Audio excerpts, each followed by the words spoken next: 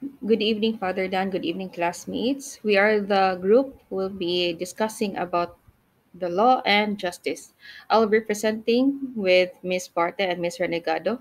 So to start off, what is the relationship between law and justice? So law and justice are closely related but distinct concepts, wherein law is the formal system of rules enacted and enforced by governments, while justice is the broader moral ideal of fairness and righteousness that laws should ideally embody. The relationship is that law is the tool or system designed to achieve the goal of justice, which represents fairness and impartiality in societal and legal dealings. However, this relationship can be strained because laws are not always applied or interpreted fairly, and a law itself may be seen as unjust, which is it will be discussed later on. So there is a question in the book: do we apply the law even if it is unjust? Or do we administer justice even if it is against the law? The answer should be it we should do neither, because we are a court both of law and justice. So the purpose and the goal of the scheme of the republic should be the application of the both. So what is justice? Justice is a principle of fairness and balance, and it is everything from the proper distribution of goods and punishment to the harmonious societal functioning of the society. There are many philosophers who describe or define justice as, and one of which is Plato, and it is defined in his book The Republic, wherein he defined justice as a condition of the soul and society characterized by inner harmony and functional specialization. Um, he said that justice is doing one's own work and not being a busybody, meaning every element or individuals fulfill its proper function without overstepping its boundaries. Uh, Highlight of this one, there is the term boundaries. So in Plato's justice, iyang summarize, there is the in Plato's justice, he uses an analogy between the city and the human soul, which he divides into three parts. So justice in the individual, meaning the soul, there is the reason or the rationality who seeks the truth and wisdom, and it should be governed by the soul, and the corresponding of virtue for such is wisdom. So there is also the spirit or the emotional or spirited aspect, which is associated with courage, honor, and a sense of duty. And the corresponding virtue is courage. And there is also the appetite or the desire, which seeks material pleasure and bodily desires. And the corresponding virtue is temperance. In his second analogy, which is justice in the city, there are the three components: the rulers, who are the philosophers or the kings, the dominant rational element. So they are the people who are wise, who seeks truth, and should govern the state or the city for the common good. The auxiliaries or the warriors or the guardians, they are the dominant spirit element. So they are the enforcers of the ruler's decision. And producers, artisans, farmers, merchants, they are the dominant appetite element. So they produce the material goods and services. So to sum it up, justice is a moral concept based on duty, specialization, and harmony, rather than a system of external laws, rights, or a social contract. Plato also argued that a just life is inherently better than an unjust life, regardless of external rewards or punishment. So next philosopher is Place pa. A few trivia lang if you think about who mentored whom. So there's the acronym SPA. So Socrates, Plato, and then Aristotle. And Aristotle mentored Alexander the Great. But just a few trivia. So for Plato's student, Aristotle's justice. So justice is defined consist in what is lawful and fair, and with fairness involving equitable distributions and the correction of what is inequitable. So in Aristotle's justice, particularly articulated in the book 5 of his Nicomachean Ethics, justice is a complete moral virtue that involves obeying laws and fairness. And people receive what they deserve in a way that is proportional to their merit or circumstances. So there are two concepts of Aristotle's justice, specifically universal or the general justice. Uh, to be just is to be law abiding and citizens who act virtuously for the. So going back, there are two concepts of Aristotle's justice. Number one is the universal or general justice. It is the form of justice encompasses all moral virtues in relation to other people and the community as a whole. So to be just is to be just in this universal sense is to be law-abiding citizen who acts virtuously for the common good. And seated Aristotle considered this the most complete virtue because it is exercised in relation to others, not just oneself. So, in the second, particular justice, it is the form of justice wherein it is more specific, dealing with fairness in individual transactions and distribution of resources within the community. And it is further divided into two types, specifically dis- distributive justice and corrective justice, which will be tackled more by the next reporter. So the next philosopher is we all know as Saint Augustine. So in his definition of justice, it is the cardinal rule of justice wherein it is giving every man his due, but infusing it with a distinctly Christian meaning lang. Justice is a moral and a theological virtue rooted in God's eternal law and Christian love, caritas. True justice requires giving God his due of worship and service.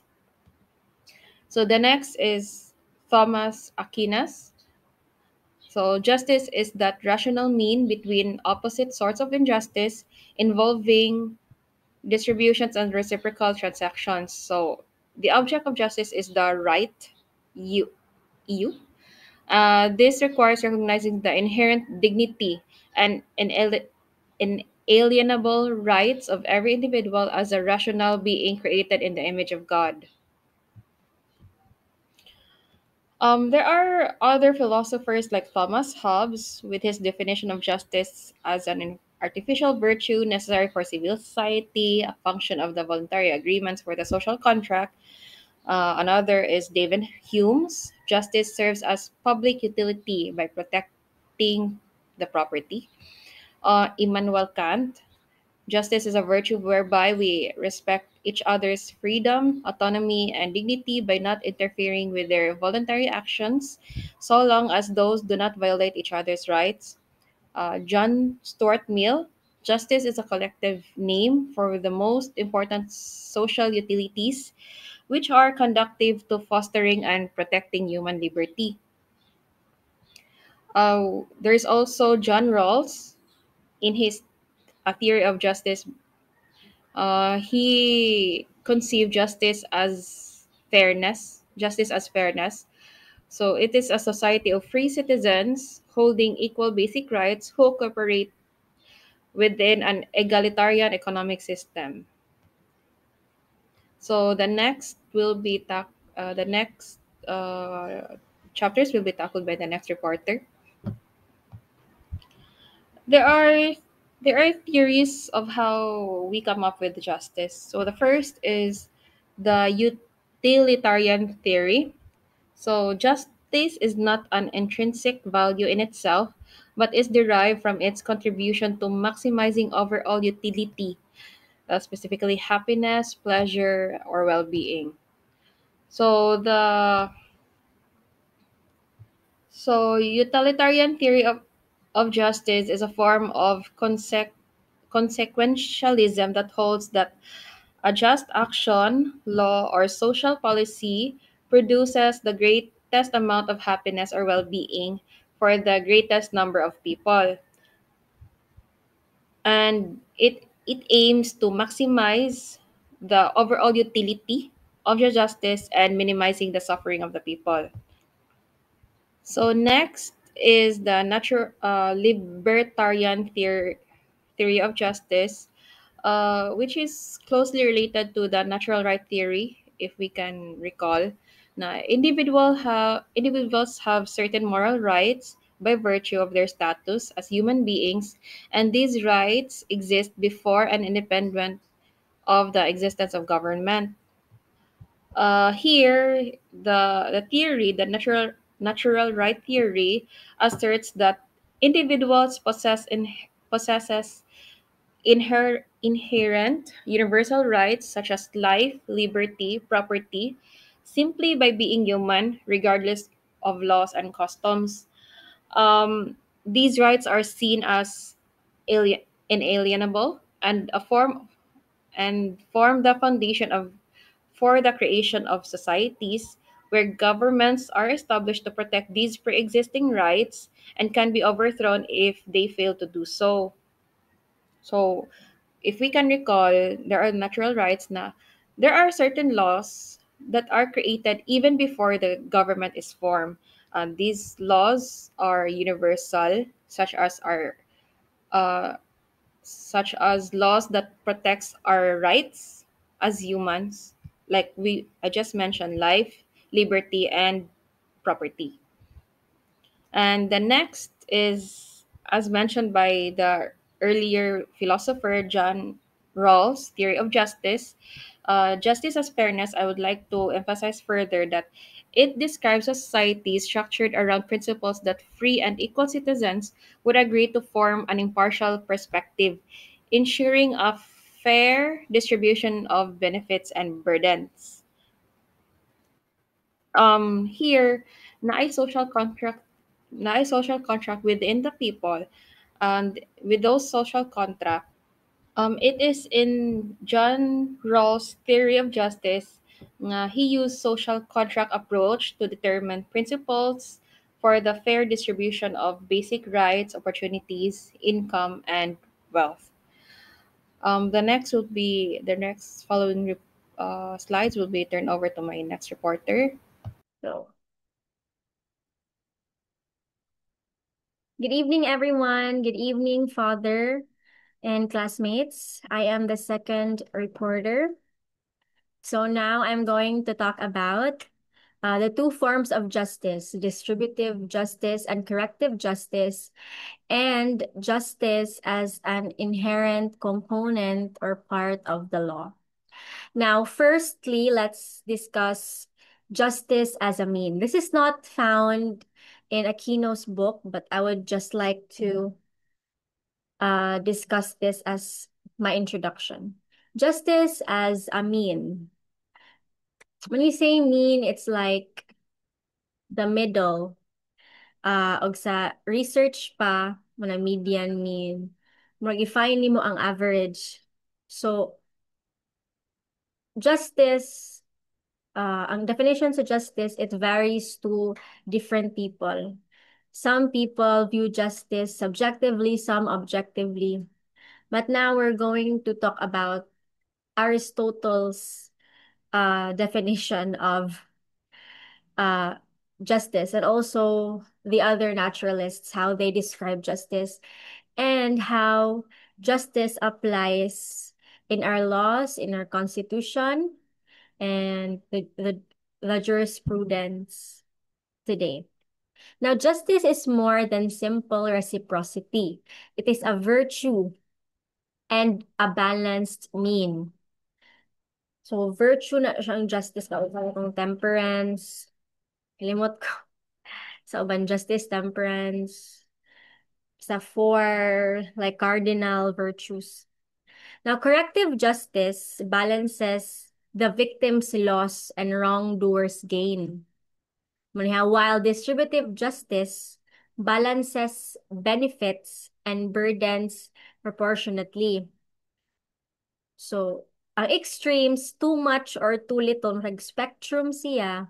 Niya, if too much ang imong justice or kuwang imong justice, it's too little, that represents injustice. So I want you to visualize or to imagine like a yardstick that represents a spectrum. So ang justice nara sa tunga, it serves as a mean.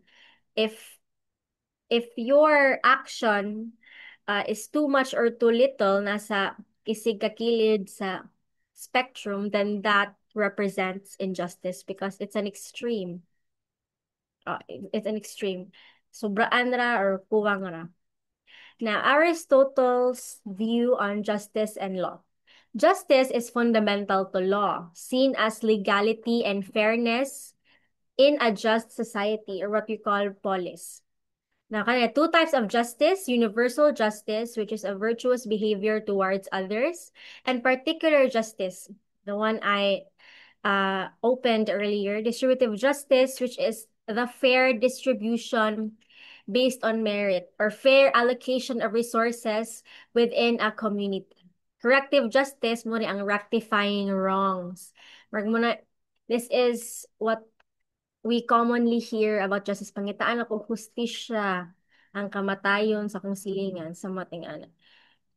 We yearn and we ask for corrective justice. That's what they're referring. Now, si Aquino, the author of the book, draws from both Aristotle and modern theorists, noting that distributive justice can be understood through various lenses, including itong discuss ni Miss Huaw before me, ang egalitarianism, which is promoting equality, utilitarianism, maximizing overall benefit, libertarianism, respecting individual property rights and freedom. Now, in contemporary Philippine society, distributive justice finds expression in policies such as land reform and socialized housing. Muna yung designed to address gross inequalities, mo distributive justice para fair ang distribution ang pag-apod-apod sa resources. So muna ang example ang Philippine Comprehensive Agrarian Reform, which aims to equitably redistribute land to landless farmers, promoting economic empowerment and social stability. Now, corrective justice, di ba, rectifying wrongs man siya. It focuses on remedying wrongs, mag-provide og remedy sa wrongs, mga actionable wrongs, to restore equilibrium between parties. Para mabalik siya sa restore ang status quo na as if walay nahitabo nila. And ma-restore equilibrium which is disturbed by kanang illegal, awful actions like theft, robbery, contract breaches, no breach of contract, muna siya imo i-remedy corrective justice.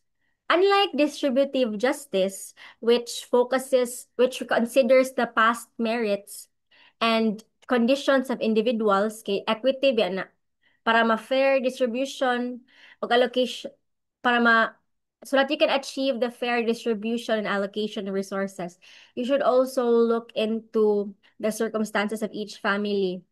Pila sila ka buok sa usa ka household, pila ka buok nila ang nag-work, ang nag-earn og income, na imo man na i-consider. Naabay mga vulnerable individuals, kids, senior citizens, disabled, the insane, muna para ma-achieve nimo ang distributive justice. But for corrective justice, it treats the wrongdoer and the victim as equals. So, musik siya to rectify harm through restitution or compensation. Next. So, law is universal but can cause injustice in specific cases. Money equity is used to adapt the law fairly to individual circumstances. I opened early distributive justice. Both benefits and burdens must be shared proportionately. It's unjust if someone takes more benefits or bears fewer burdens than deserved. So Aristotle's idea parallels modern social justice concepts. It is unjust if one person takes more than their proper share of the benefits or bears less than their proper share of the burdens. Slug.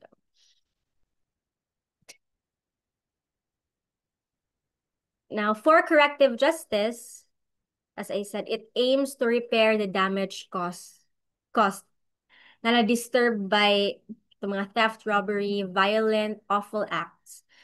Now, it treats all individuals as equals regardless of their character.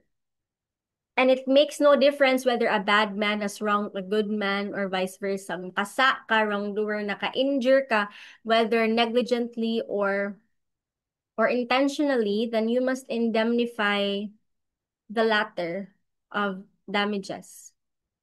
Article 20 of the Civil Code. We'll discuss more on that later.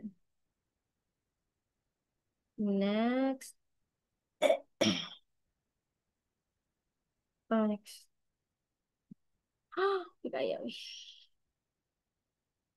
Okay. Justice is inherent in the law. But before we proceed to that, I would like to make an analogy sa distributive and corrective justice with regards to the corruption issue in the Philippines now, which is very timely, and yeah, regarding to the katong issue sa Monterrazas, the environmental impact, which allegedly is one of the causes of the flooding and whatnot. Also, ang flood control po niya corruption. Now, distributive justice and corrective justice have distinct applications in addressing contemporary issues nato sa Philippines today, such as corruption and environmental mismanagement, resulting in flooding.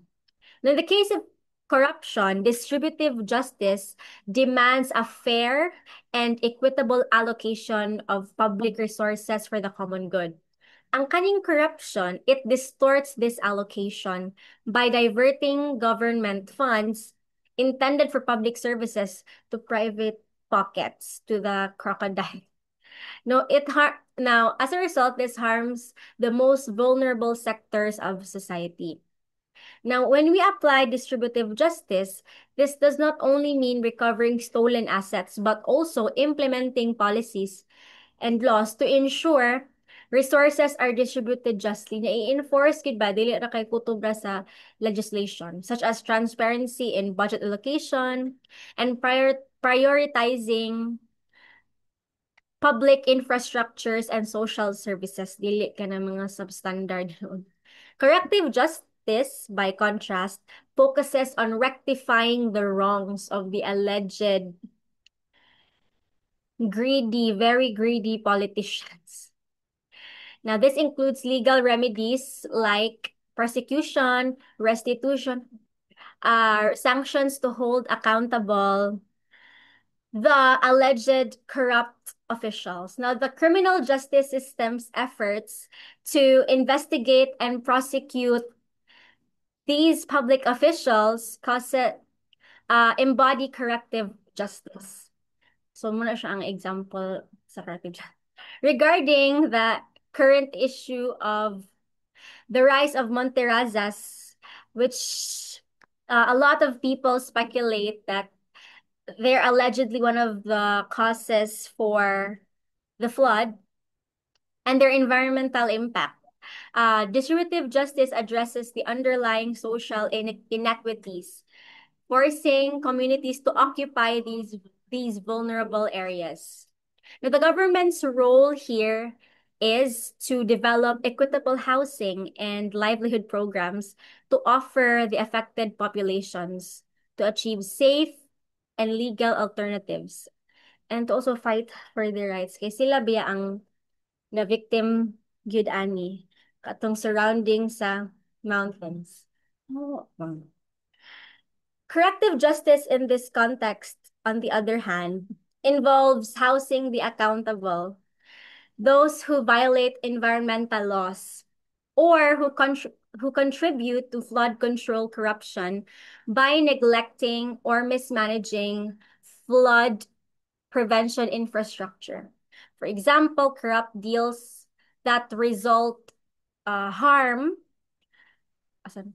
Flood corrupt deals that result in substandard flood control projects kanang under the table mga transactions, the kuan kanang alleged din niya kanang ipahuwam ang mga license niya, mag forgery sa mga signatures. Cases like this deserves corrective justice, and the very people who committed these wrongs must pay the consequence. Dili mo bend sa law. Okay, moving on. Justice inherent in the law. Lex injustia non est lex, which means an unjust law is not a law. Laws are the instruments to perpetuate the cause of justice. Justice is the overriding reason for the law's existence. So according to the book, according to Attorney David Aquino, we test a law by its results. A law should not be interpreted so as to cause an injustice. Why? Because we presume that the intent of the lawmakers are legislative department, Congress, upon creating and formulating this law, they intend to create just laws. They intend to render justice at the end of the day. So they are presumed legal and just because they are principally enacted to perpetuate and promote justice.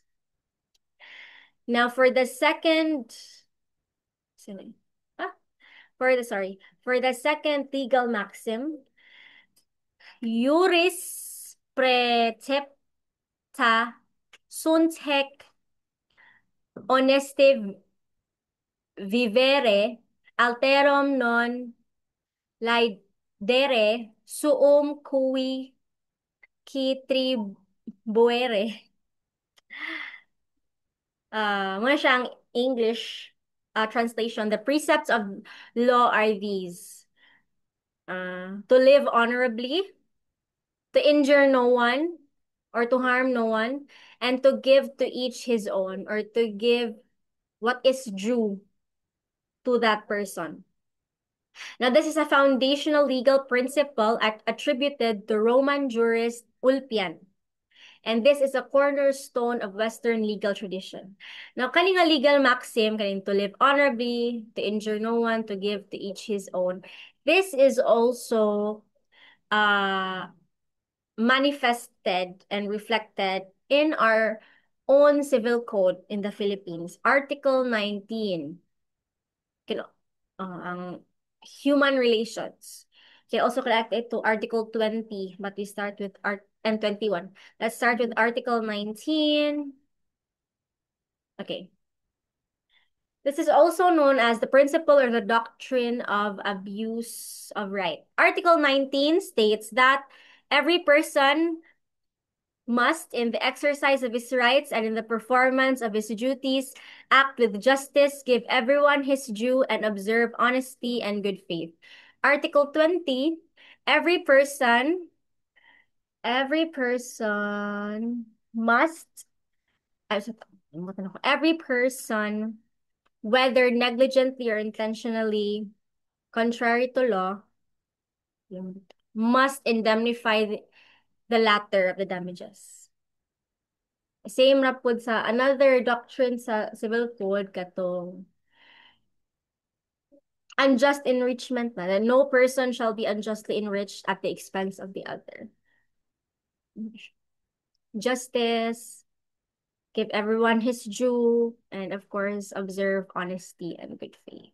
Okay, mo rin siyang pinaka-main core fundamental principle why we have civil code to promote corrective and distributive justice. If you have done wrong, although ang kanisang article wala siya gi-state nga penalty, No, you have the right to indemnification because every person must, in the exercise of his rights and performance of his duties, must act with justice. Okay, so where are we? So, um, um, I cannot see. What is the connection between justice and the law? Now, justice as an inherent component of law. Thomas Aquinas, a naturalist, posits that the law is inherently connected to justice by virtue of its basis in universal moral principles derived from human reason and natural order. The human laws are only valid insofar as they conform to natural law. Masya unjust laws that contravene natural law principles lack true legal authority.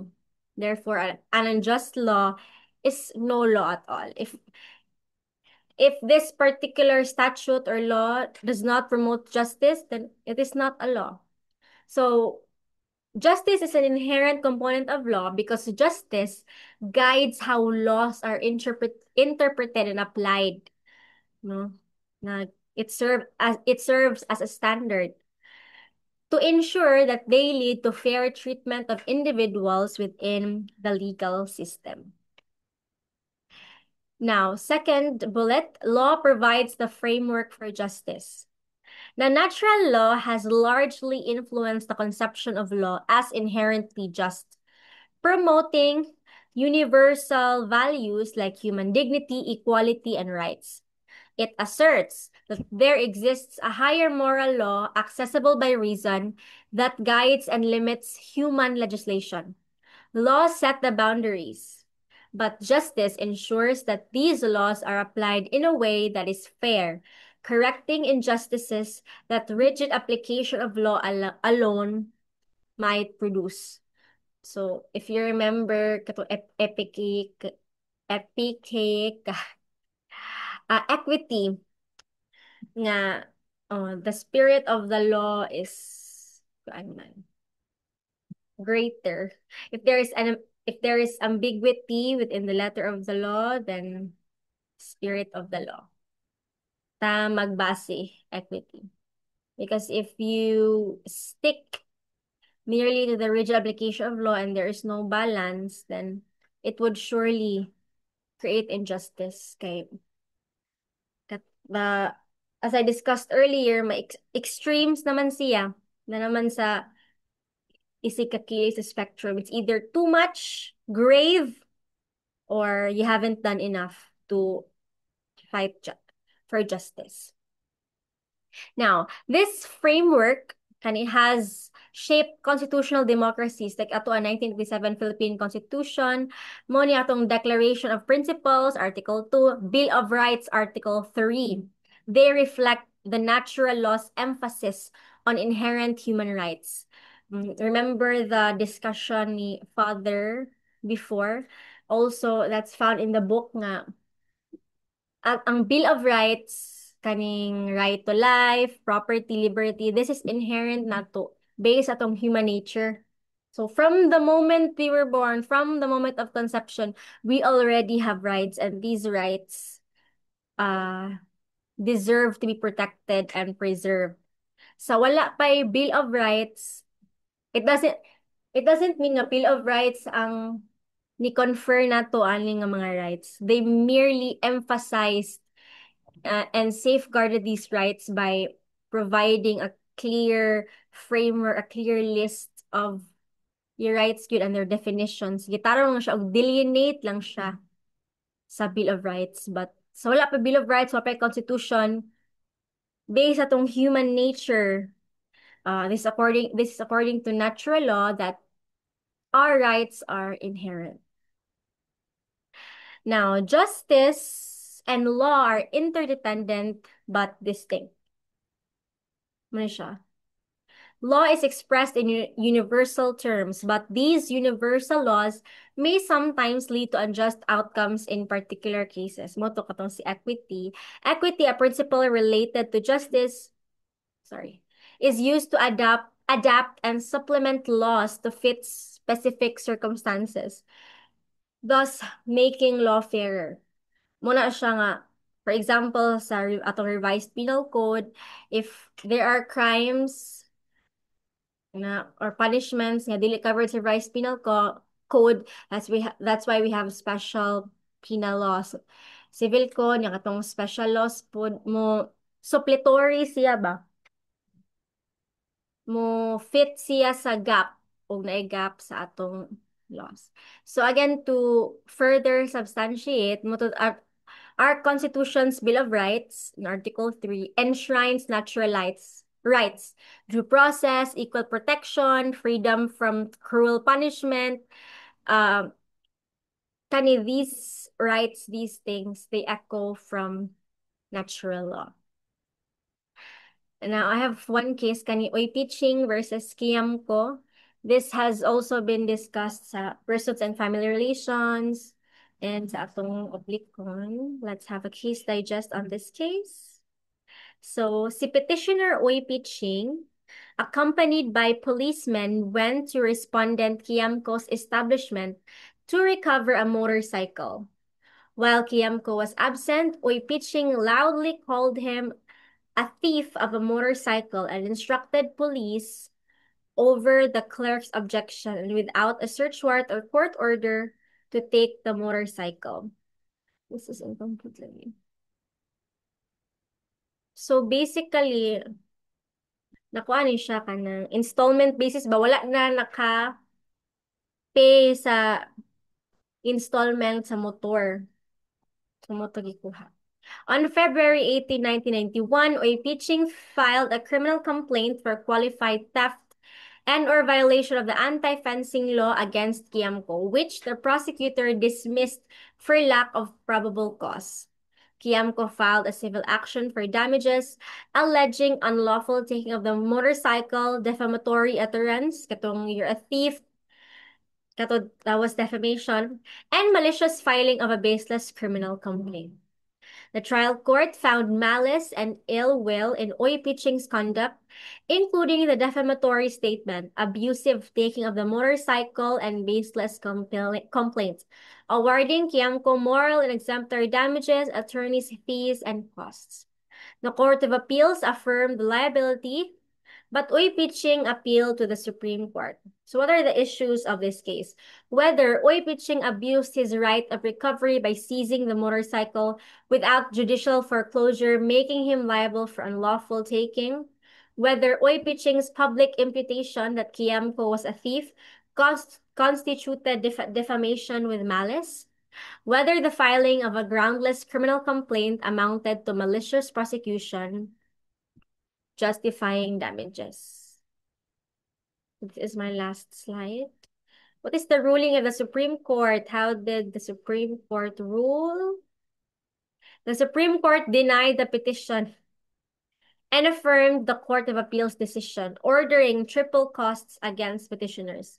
The court upheld findings of malice in the defamatory utterance, unlawful taking of the motorcycle, and filing of a malicious complaint. Because he has no probable cause, no warrant, ni trespass na siya na iyang kuha ang motorcycle. Oy Pitching acted without probable cause, relying on hearsay and lacking personal knowledge that Kiamco stole the motorcycle. Because it was only hearsay nga, ningon to nga, the motorcycle was taken by the respondent's men. Pero hearsay na to siya.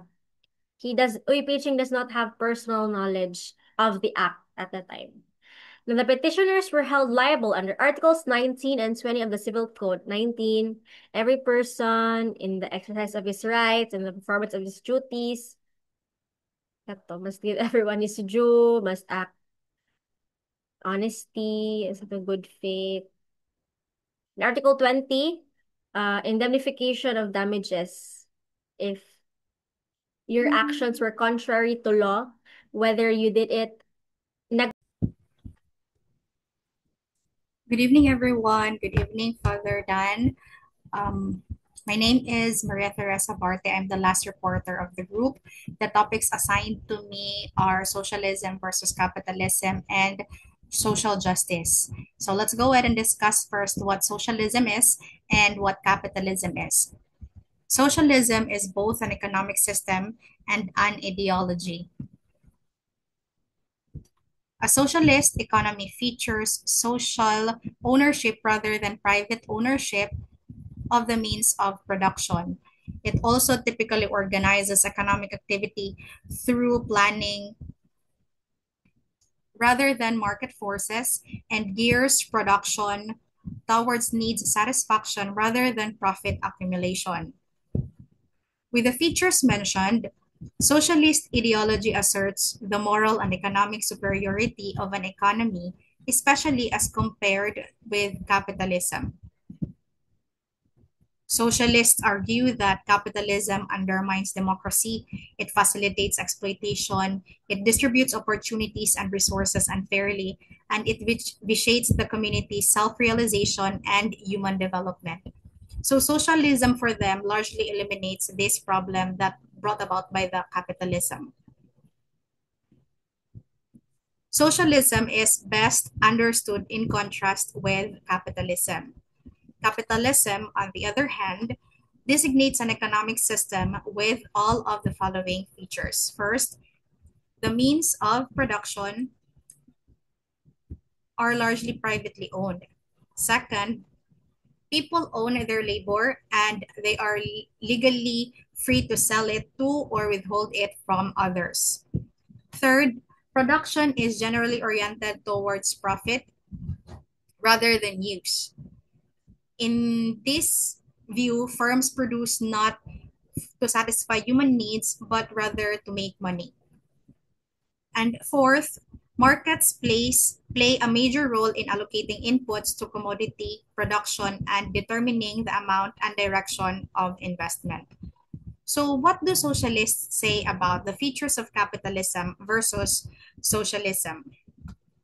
In its strict sense, an economic system is socialist only if it rejects the first feature, which is private ownership of the means of production in favor of public or social ownership. But some socialists say that rejecting the first feature of capitalism alone is not enough for an economic system to count as socialist.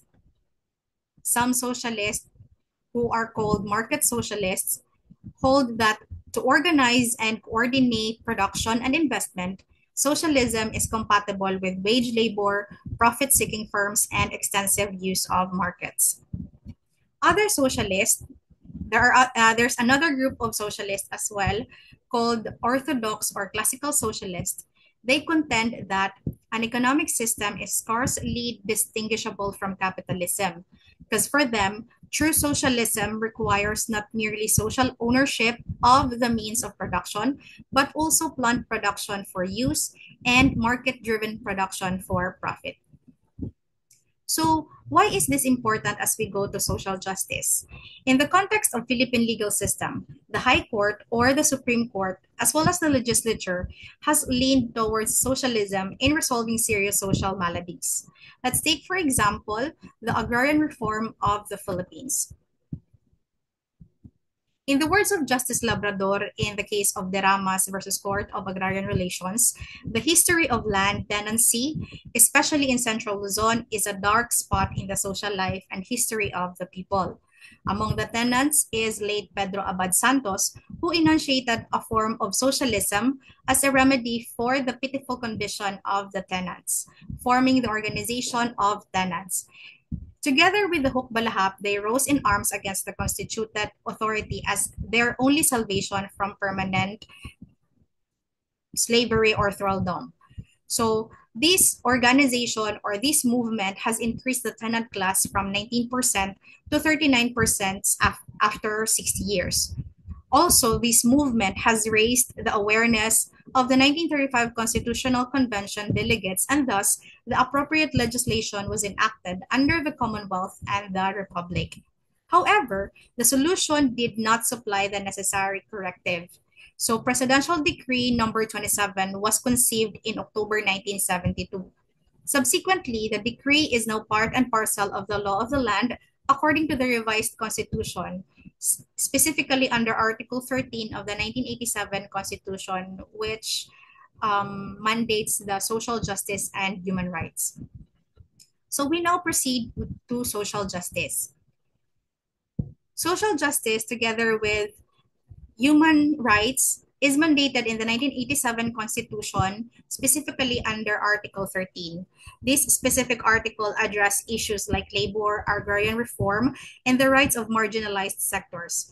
It also mandates the state to promote social justice by reducing social and economic inequalities, protecting labor rights, and implementing agrarian natural resource reforms. To further illustrate the application of social justice in the Philippines, the author cited a few decided cases. Let's take, for example, Kalalang versus Williams, GR number 47800. Kalalang Williams is a landmark 1940 Philippine Supreme Court case that upheld traffic regulations banning animal-drawn vehicles from certain Manila streets, ruling it a valid exercise of the state's police power to promote public safety and welfare. The court held that the regulations did not violate any personal liberty or constitute an unconstitutional delegation of legislative power, and that the restriction was consistent with the principle of social justice by aiming for the greatest good to the greatest number. So in this case, the Supreme Court had the occasion to define what social justice means, which up to now is being cited in litigations in cases. So social justice, as cited in this case, means the promotion of the welfare of all people, the adoption by the government of measures calculated to ensure economic stability of all competent elements of society through the maintenance of the proper economic and social equilibrium in the interrelations of the members of the community, constitutionally through the adoption of measures legally justifiable, or extra-constitutionally through the exercise of powers underlying the existence of all governments on the time-honored principle of salus populi est suprema lex, or the welfare of the people is the supreme law. Moreover, the Supreme Court declared in this case that social justice must be founded on recognition of the necessity of interdependence among diverse units of a society, and of the protection that should be equally and evenly extended to all groups as a combined force in our social and economic life, consistent with the fundamental and paramount objective of the state promoting the health, comfort, and quiet of all persons and bringing about the greatest good to the greatest number. So aside from Kalalang versus Williams, the author also cited another illustration of concept of social justice provided by Father Ranilio Aquino in its annotation in Social Justice and the Termination of Employees. And that is, what social justice aims at is the participation of all sectors of society, all socioeconomic strata of the nation in its resources and its opportunities. It is against the tenets of social justice that only one group or one class should profit from the patrimony of the nation and from the genius and industry of its people to the exclusion of other classes or social groups. This case illustrates that even in disputes, so that was the illustration of Father Ranilio Aquino. So we move along to another case, which is Brutas versus Court of Appeals. So this case was an ejectment case where the Supreme Court of the Philippines ultimately ruled in favor of Brutas, the petitioner, allowing her to remain in the possession of the disputed portion of the land. In this case, involving the principle of social justice, the Supreme Court reiterated the adage that he who has less in life should have more in law, which ought to find a measure of relevance more weighty than the technicalities. So this case illustrates that even in disputes over ownership or possession, courts consider not just rigid application of title, but also how parties have acted, what rights the other side may have acquired or asserted. That is important for social justice. It is not only about formal rights, but also about fairness in outcomes. Another case cited by the author is the Metropolitan Water Works and Sewerage System versus Act Theater Incorporated. So this case arose after the Metropolitan Water Works and Sewerage System disconnected Act Theater's water supply without prior notice. This occurred after 4 employees were arrested for allegedly tampering with the water meter. The theater sued MWSS alleging that they acted arbitrarily, which resulted in damages to its operations, health, and sanitation. So in this case, the Supreme Court ultimately ruled that MWSS had acted improperly by not providing notice and affirmed that as a utility, MWSS had the proprietary right to exclude any person from the enjoyment of the service it provides. The exercise of such right is not without limitation, and it must be done with justice and good faith, ruling in favor of Act Theater and awarding damages in relation to Article 19 of the New Civil Code. The last case that the author cited is Del Castillo Jr. versus NLRC GR number 75413. So this case is the dismissal of Josepe Del Castillo Jr., which is the petitioner, from his position as credit and collection manager at Mariwasa Honda Incorporated.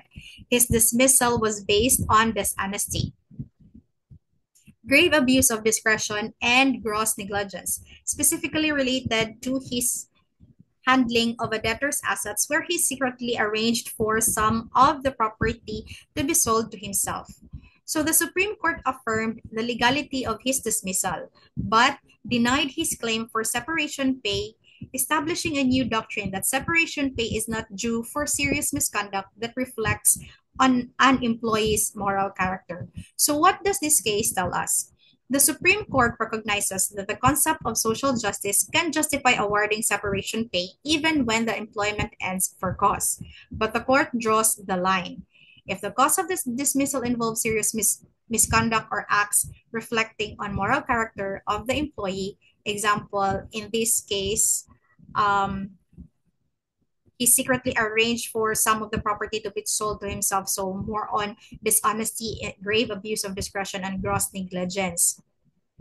So the relief of separation pay on the grounds of social justice should not apply. This means that social justice doesn't protect employees whose dismissal was due to serious wrongdoing. The policy is not meant to reward misconduct. So that's the end of our report. Thank you so much.